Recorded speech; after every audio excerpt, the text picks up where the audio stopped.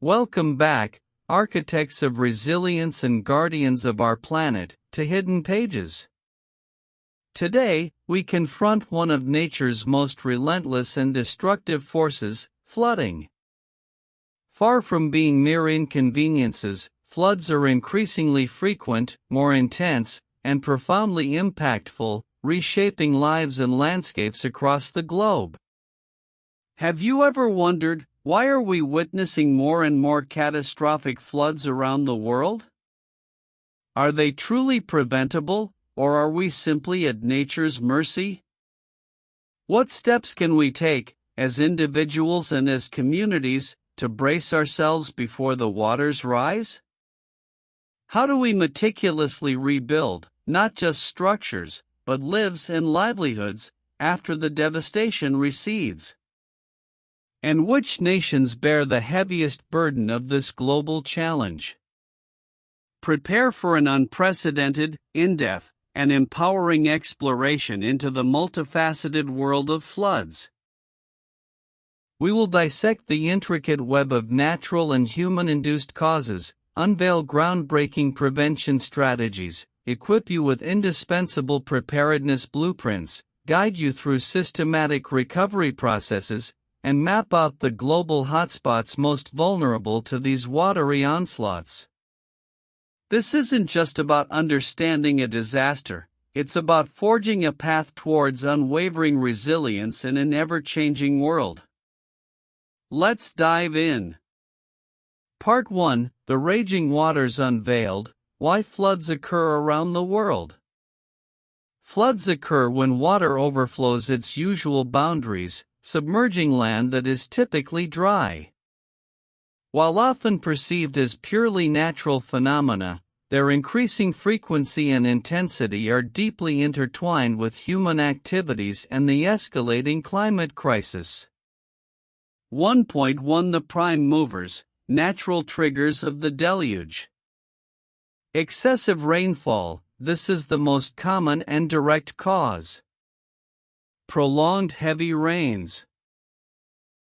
Continuous, widespread downpours over several days can saturate the ground, overwhelming its absorption capacity and leading to rivers, lakes, and drainage systems overflowing.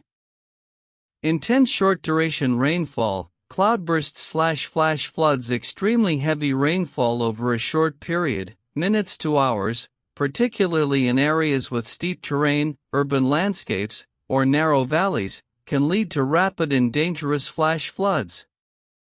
The ground and drainage systems simply cannot cope with the sheer volume of water. Rapid snowmelt and ice jams. Sudden thaw, a rapid increase in temperature following heavy snowfall, can lead to vast amounts of meltwater quickly flowing into rivers, exceeding their capacity. Ice jams. In colder regions, thawing river ice can break up and accumulate, forming a dam that blocks water flow. This causes water to back up and overflow upstream, even if there hasn't been significant rainfall. Storm surges and coastal flooding. Tropical cyclones, hurricanes, typhoons.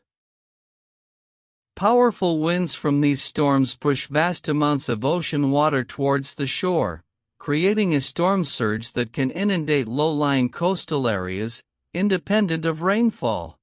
Tsunamis, though less frequent, large ocean waves caused by underwater earthquakes or volcanic eruptions, can lead to catastrophic coastal flooding as massive walls of water rush inland.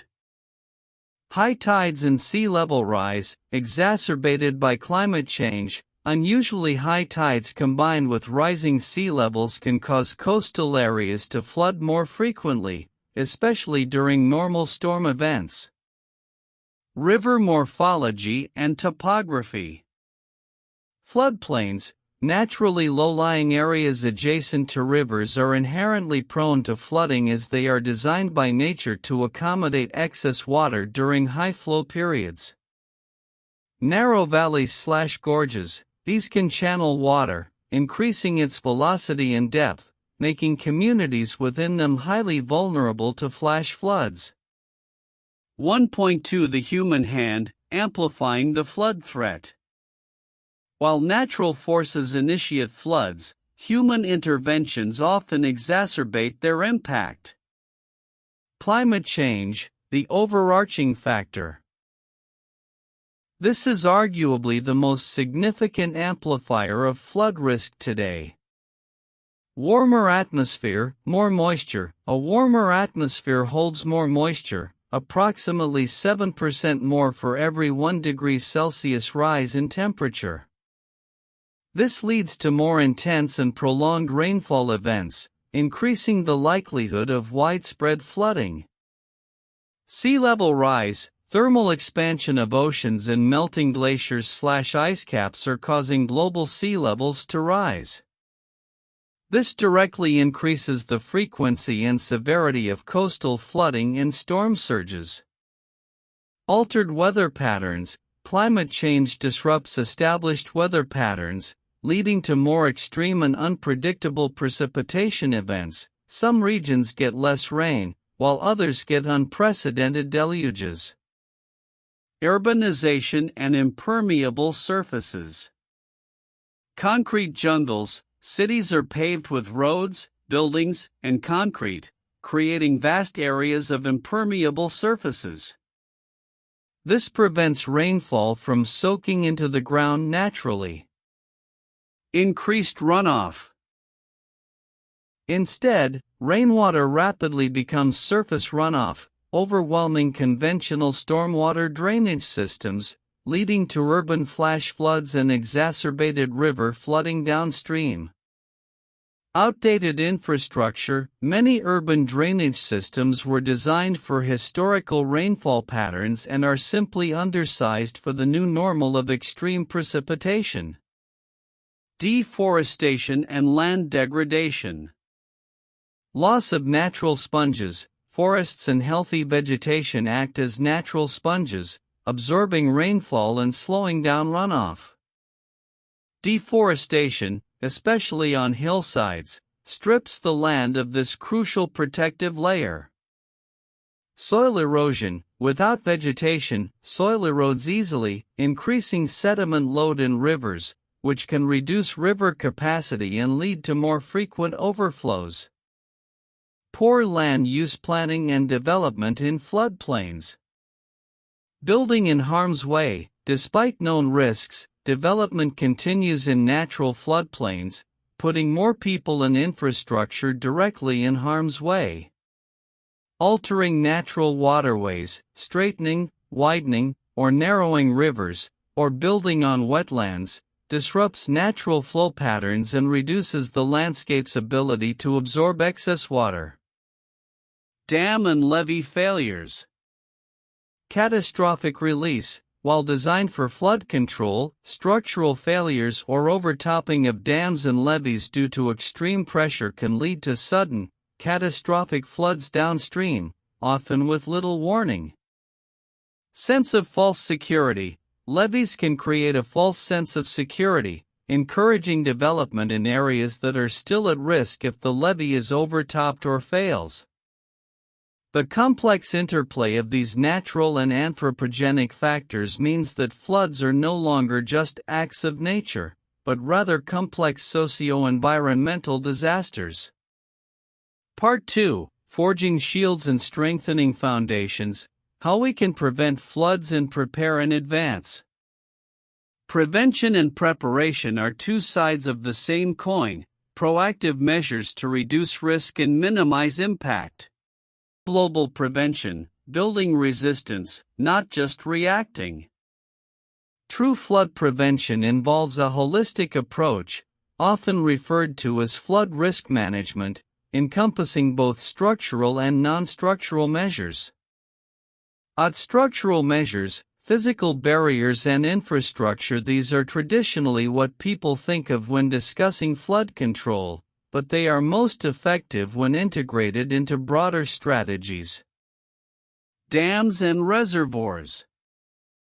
Function: large-scale infrastructure designed to store excess water during heavy rainfall and release it gradually, preventing downstream flooding. They also offer benefits like hydropower and water supply. Limitation can create a false sense of security, require vast land acquisition, and can have significant ecological impacts. Failures are catastrophic. Levees and floodwalls, dikes. Function: earthen embankments or concrete walls built alongside rivers or coastlines to contain water within designated channels or keep it out of populated areas. Limitation: can fail if overtopped or structurally compromised, concentrate floodwaters elsewhere, and can sever hydrological connections to natural floodplains. Diversion channels and canals. Function: artificial waterways designed to divert floodwaters away from vulnerable areas or distribute them over a larger, less damaging area.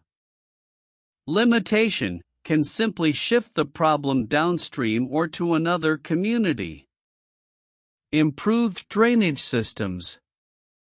Function: upgrading urban stormwater drains, culverts, and sewer systems to handle larger volumes of water more efficiently, preventing urban flash flooding.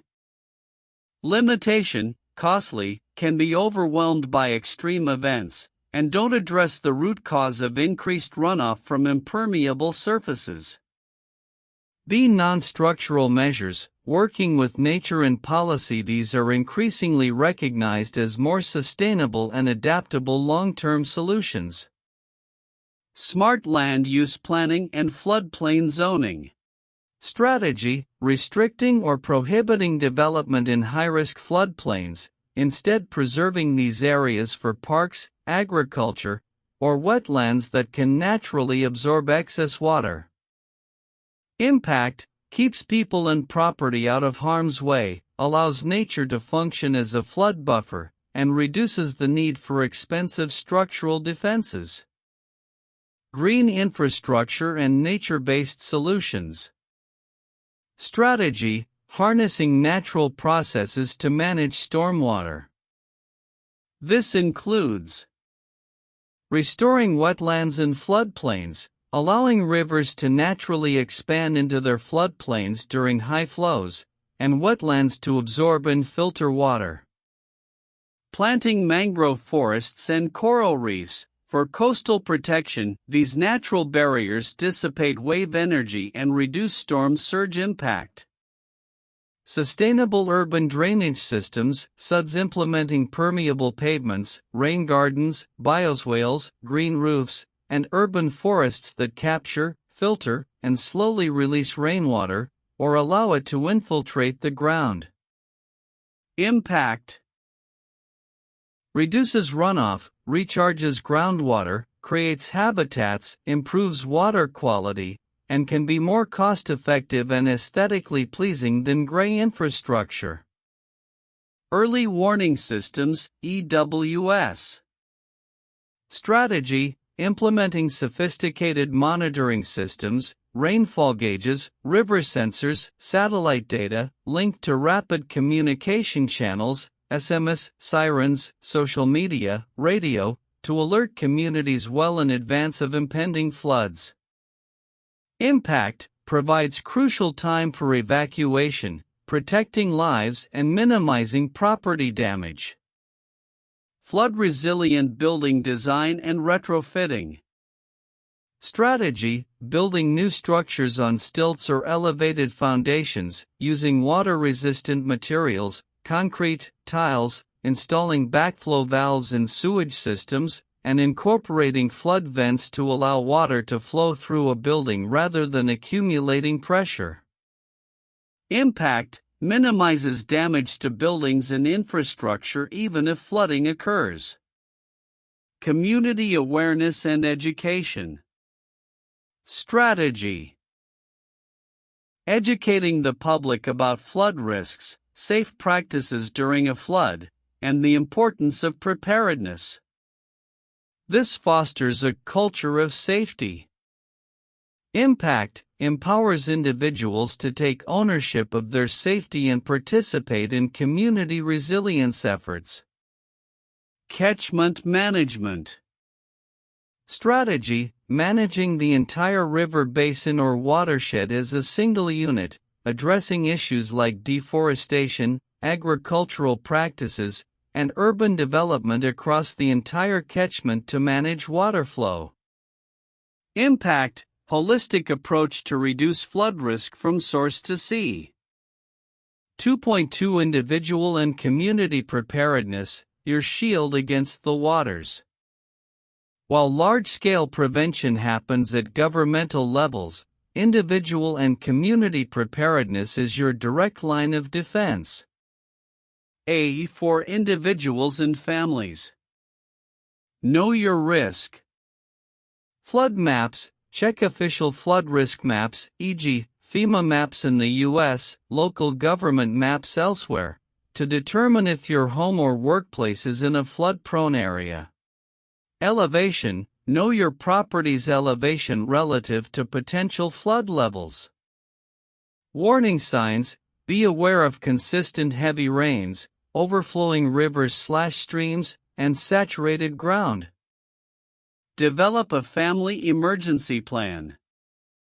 Communication plan: establish how you will contact family members if separated, including out-of-area contacts. Evacuation routes: plan multiple escape routes from your home and neighborhood to higher ground.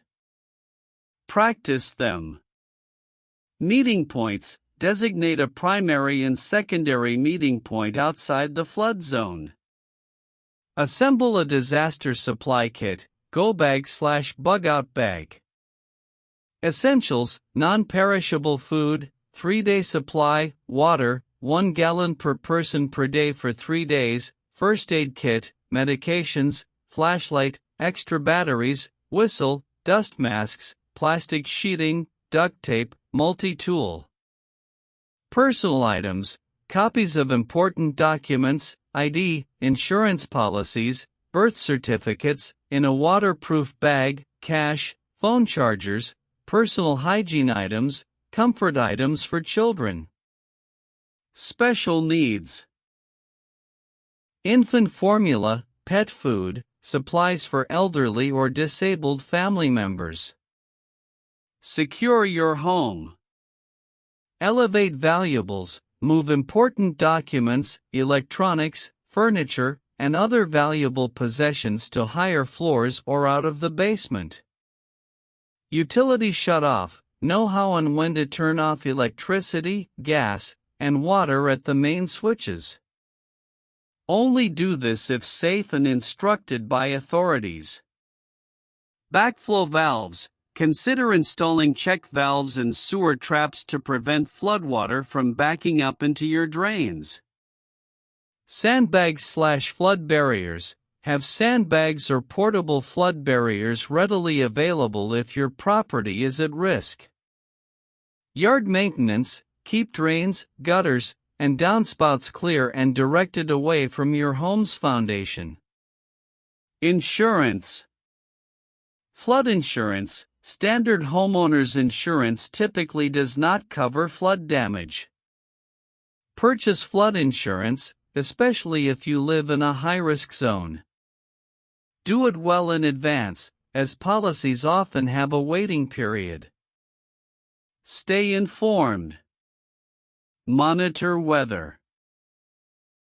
Listen to local weather alerts, NOAA weather radio, or official emergency channels. Understand warnings: know the difference between a flood watch, possible, and a flood warning, expected or occurring. B for communities. Community-wide emergency plans: develop and regularly update comprehensive flood response plans, including evacuation zones, shelters, and resource allocation. Public awareness campaigns: conduct regular drills and educational programs to ensure all citizens know their roles and responsibilities during a flood. Infrastructure maintenance: regularly inspect and maintain dams, levees, drainage systems, and bridges to ensure they are functioning optimally. Local volunteer networks: establish and train local volunteer groups, e.g., community emergency response teams, to assist in preparedness and initial response efforts. Resource mapping. Identify local resources, such as high ground, emergency vehicles, and supply caches. Part 3. The Long Road Back. Systematic recovery after floods. Recovery from a flood is a multi-stage, often lengthy, and emotionally challenging process. A systematic approach is crucial for efficient and effective rebuilding. 3.1 Immediate post-flood actions. Safety first. Prioritize safety.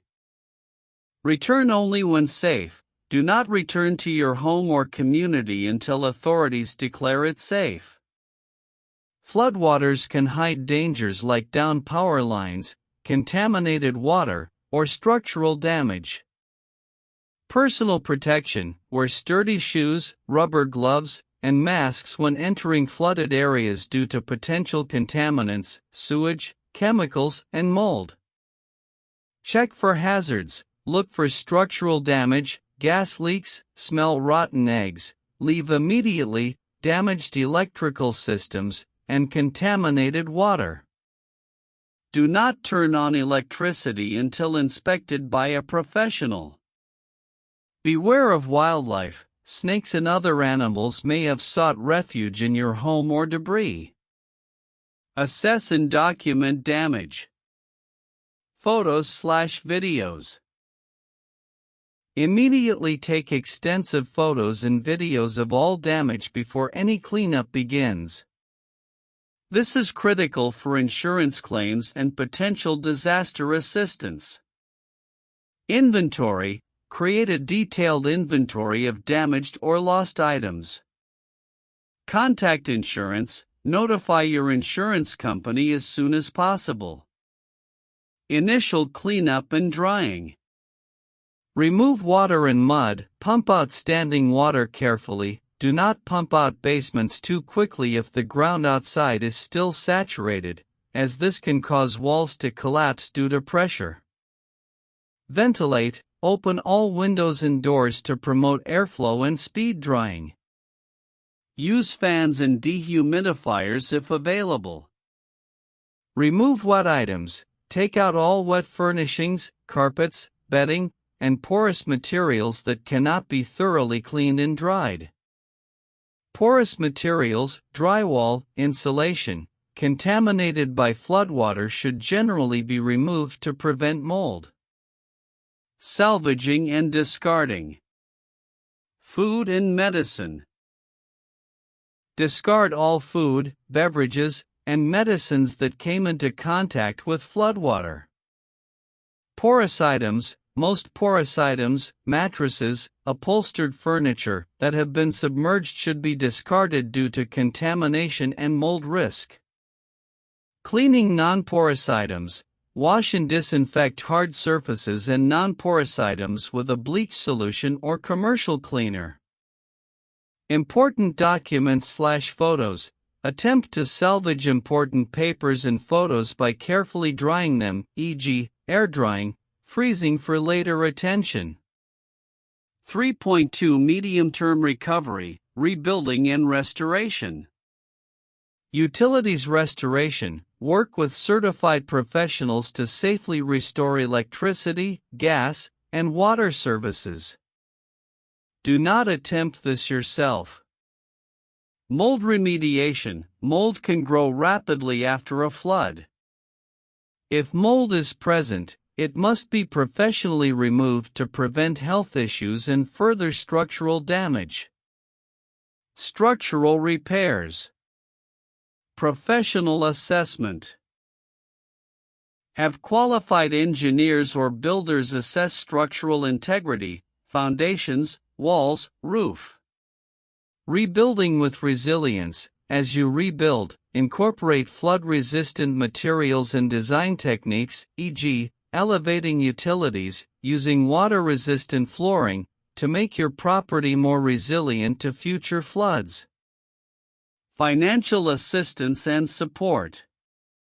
Insurance claims, follow up diligently with your insurance company. Government aid, apply for federal or local disaster assistance programs, loans, grants. Nonprofit organizations, seek help from disaster relief organizations, e.g., Red Cross, Habitat for Humanity, local charities, for immediate needs and long-term recovery support. Beware of scams. Be cautious of unlicensed contractors or fraudulent offers for assistance. Community support and mental health. Emotional toll. Floods inflict significant emotional and psychological trauma. Seek support for yourself and your family. Many communities offer mental health services post-disaster. Community cohesion. Participate in community rebuilding efforts. Collective action strengthens recovery and fosters resilience. 3.3 Long-term recovery, adaptation and future resilience.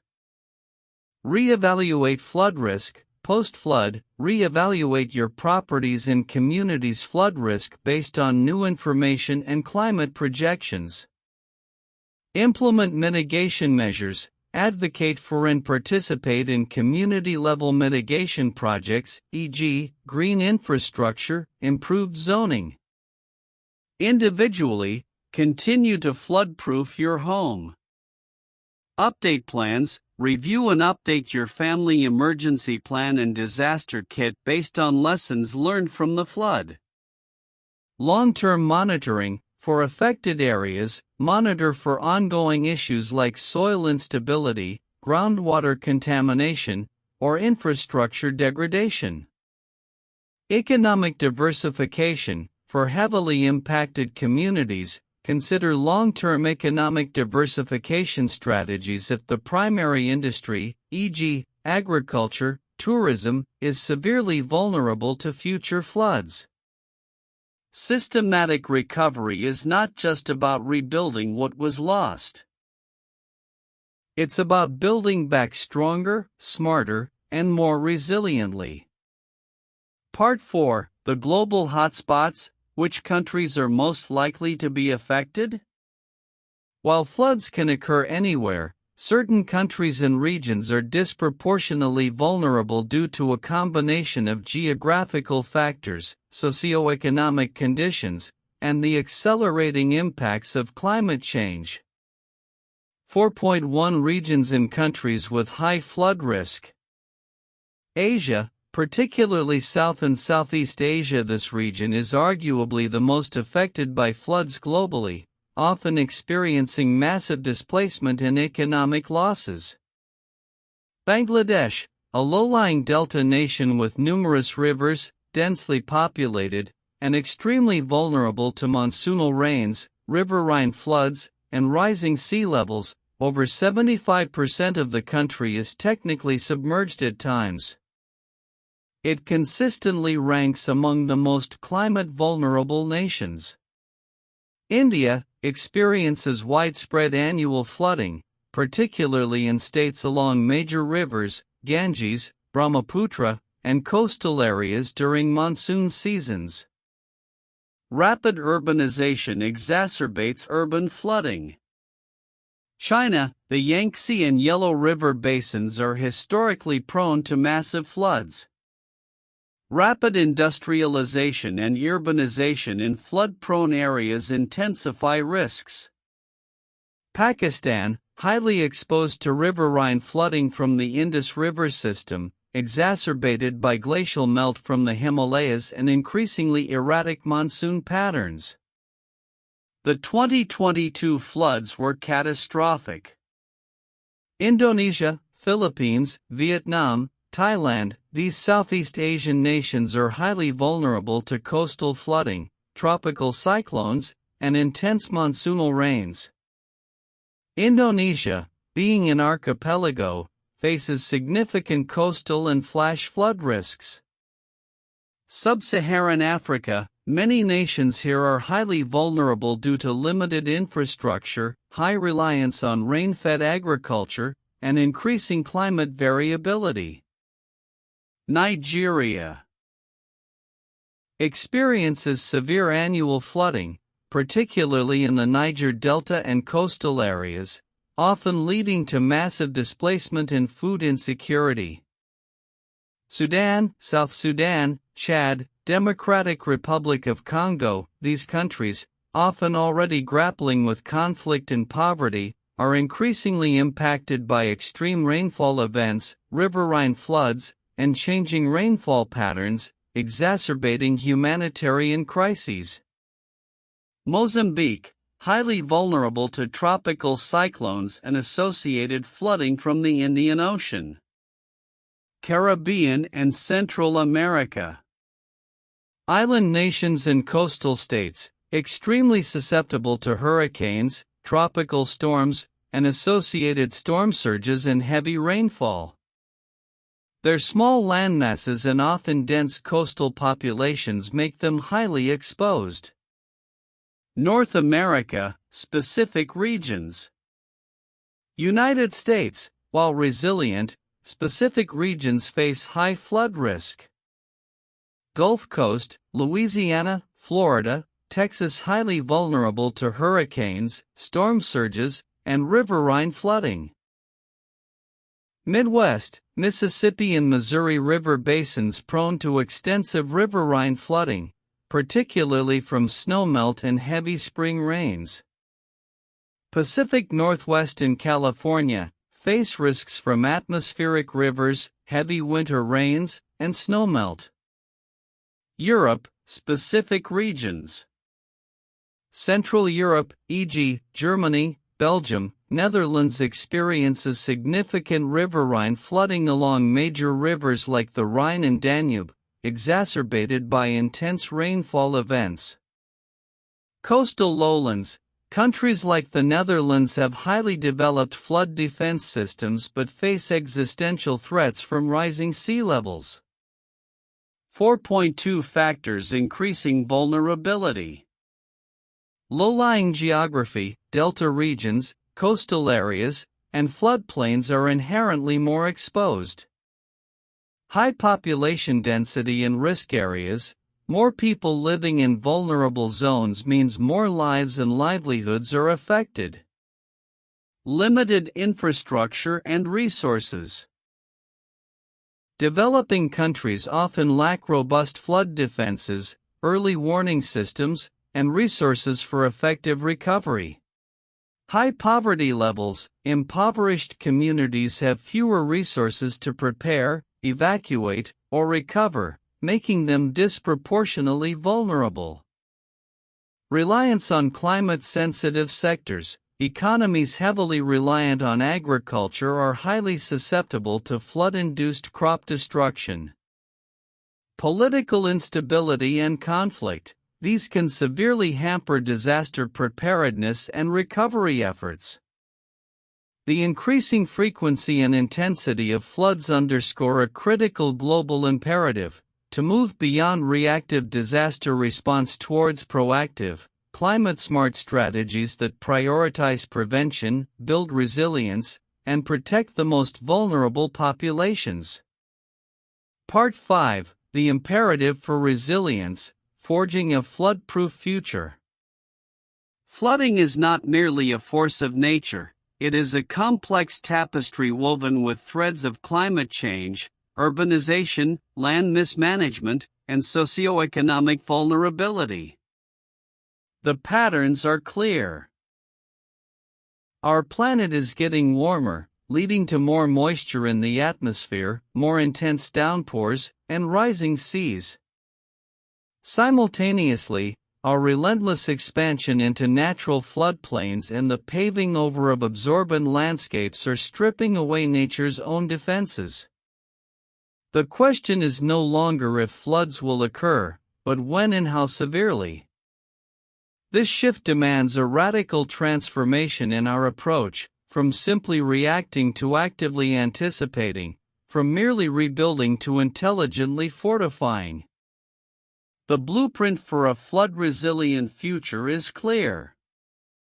Embrace nature's wisdom, reconnect with, restore, and utilize nature-based solutions, wetlands, mangroves, green infrastructure, which offer multifaceted benefits beyond just flood control.